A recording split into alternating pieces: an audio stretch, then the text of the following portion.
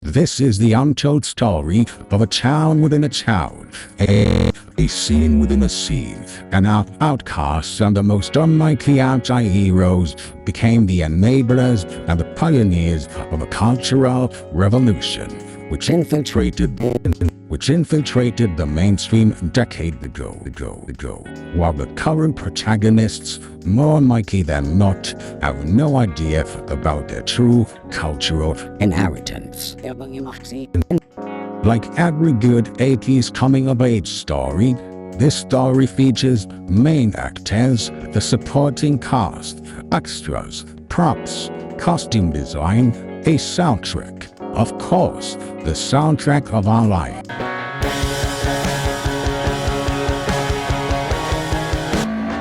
And the sound that each member of this urban tribe recognizes within seconds, sending shivers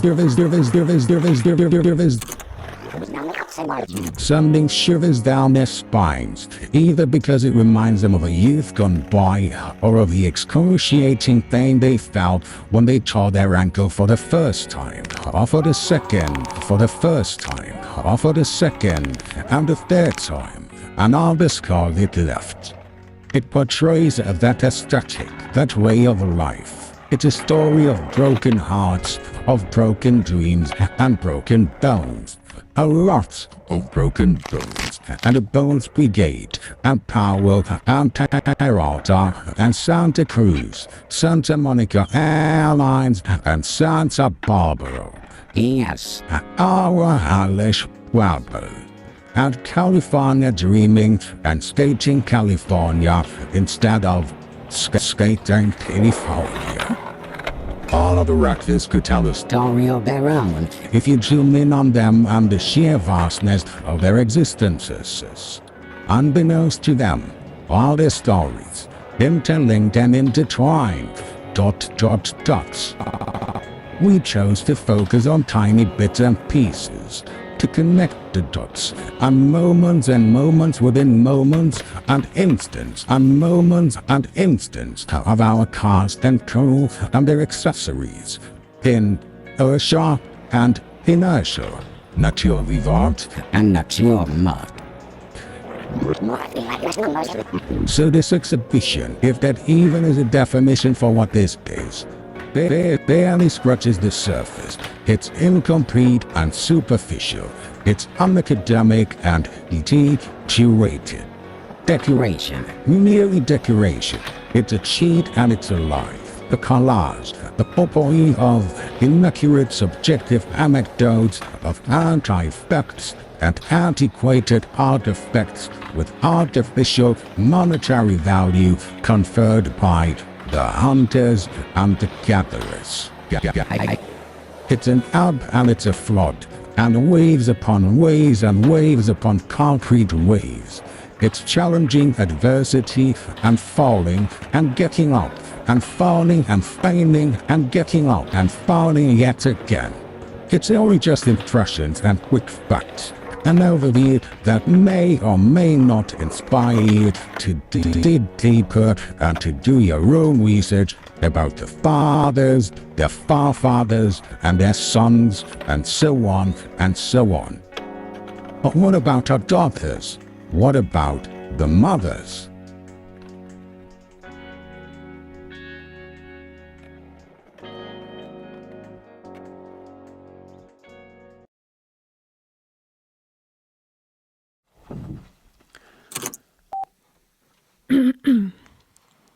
I am just a mother with an open heart and an open mind that wants to see her children thrive.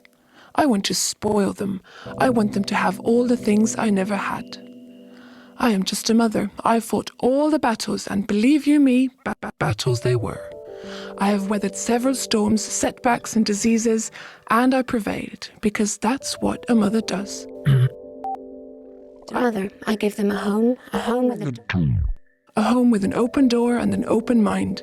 Everyone was welcome. All of their friends, Some of them ill, some of them outcasted just like me, some of them rich and spoilt, some of them refugees and runaways, the castaways, the strays, but all of them, to a certain extent, family. So there we went, my kids and all their friends, to see the world, to seek and to learn. What does all of this have to do with your skateboarding thing here? Nothing really. I just tried to figure a way to explain why I spoilt them the way I did. So when they wanted bikes, they'd get bikes, BMXs, basketballs and baseballs, baseball bats, football hats and shirts and starter jackets, trips to Paris, Rome, Brussels, Amsterdam, the south of France.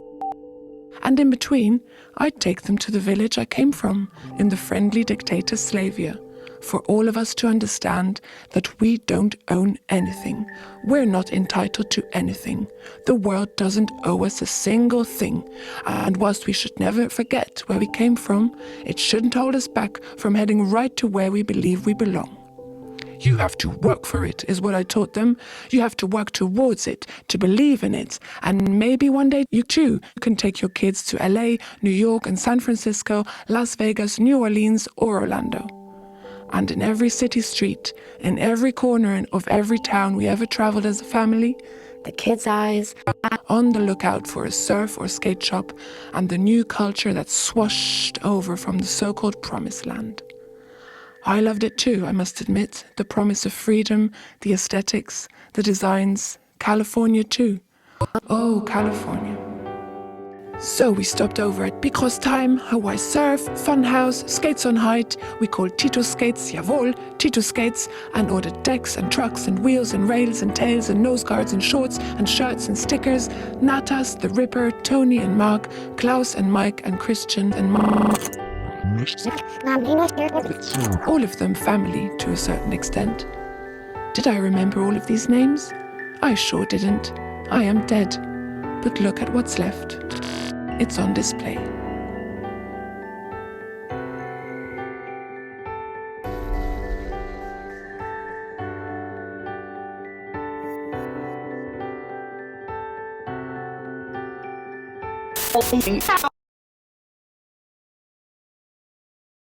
Que t'es en train d'enregistrer, oui. My name is Abel. I am a carpenter, like the other guy in the Bible. Joseph, his name. Father of none. No, not me, Joseph. Abel's story is a bit more, vanguard. The real Abel, I mean. I am fake Abel. Anyways, he was a shepherd. He was a shepherd. I used to be a taxi driver. Not much in common there, huh? I am Abel, real taxi driver, fake carpenter. I am a father, a husband, and a neighbor. Love thy neighbor, the Bible says, huh? My kids used to hang out with theirs, which was pretty uncommon at their time for typical autochthone families.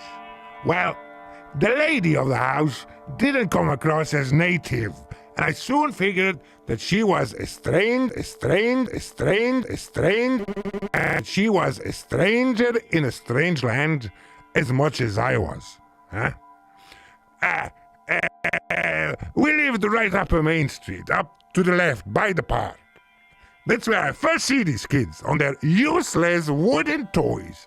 They're daveling down the steepest street. Some standing up, some sitting down. I was convinced that one day one of them would get run over by one of the hundreds of cars passing by. But it never happened. Instead, it was their avo, 80-year-old man called Henry, with the purest of hearts, who got hit by the van of the local fascist brother. But that's another story, huh? Otra storia. Yeah? Still listen? Yeah, good. 1984 or 85, it must have been. Plastic boards, bright flashy colors, a children's game. Probably a fad. Years later, they're still at it. Skateboarding, still a thing? Still a thing. Their boards got larger and bigger and faster and got larger and bigger. The designs, terrible. I tell you, terrible, outrageous. The way these kids dressed up. Weird. Weird. Yes, weird. Anyways.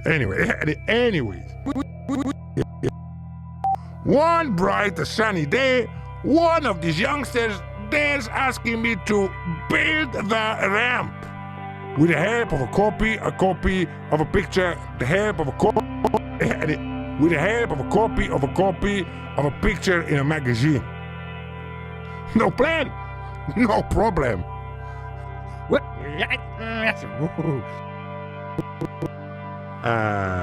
No plan, no problem. You shall go by the name of El Prometheus.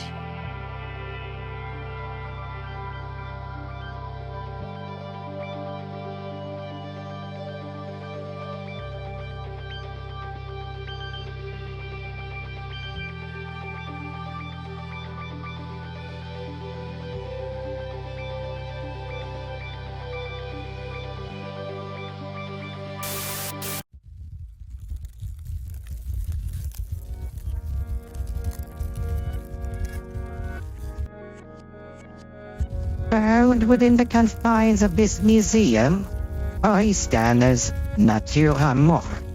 A lifeless relic frozen in time. But dort gesagt leben länger. Some Prometheus-like promise of verticality and fire. Barely a promise. But a promise nonetheless. I, El Prometheus, hereby solemnly declare, like Prometheus of old, to bestow upon thee the gift of fire. The gift of fire?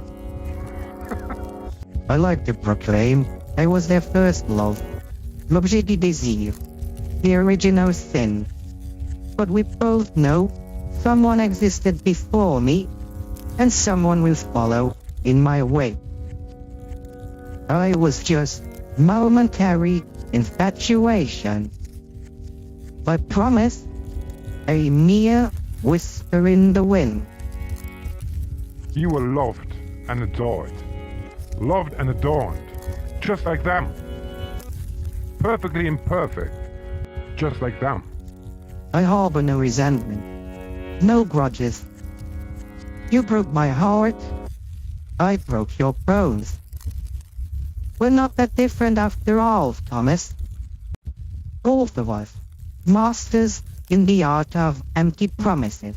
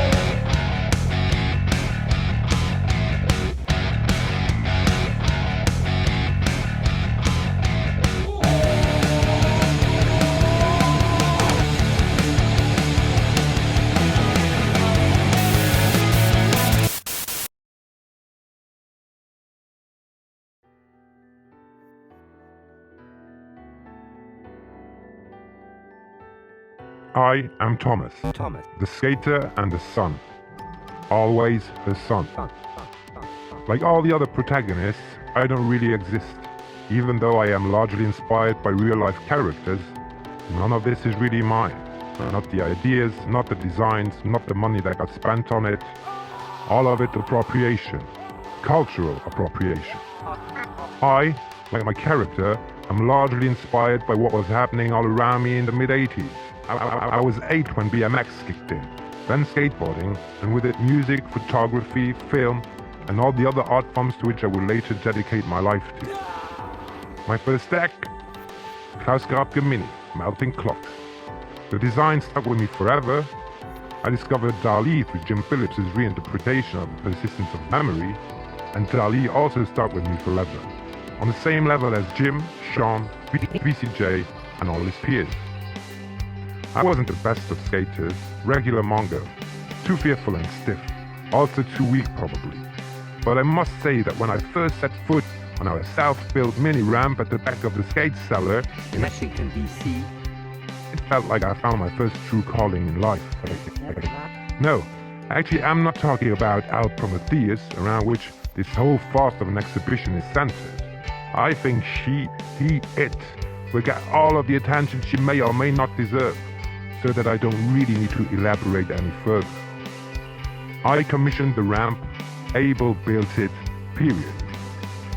Now don't tell her that it wasn't her that gave me that first feeling of artistry and aesthetics, for she is a jealous lover. Very self-centered, self-absorbed and intolerant. Or at least that's how I got to know her. Also, it might break her heart. To this day, she calls me unfaithful, even though we both know why I left. She might have procured me with that first feeling of verticality and free-floating, but she also left me broken and bruised. Now, to my great surprise, when I got back to it after my short-lived skateboarding hiatus, I came across Al Prometheus. She was still alive, beaten and bruised, repaired and patched up. She found her place in what was probably the country's first official skate park. So there she was, a stranger amongst strangers. A stranger in a strange land. And she was a stranger in a strange land as much as I was. Beaten up but still alive. Still loved and adored. Loved and adorned by the younger generation for flaws and imperfections.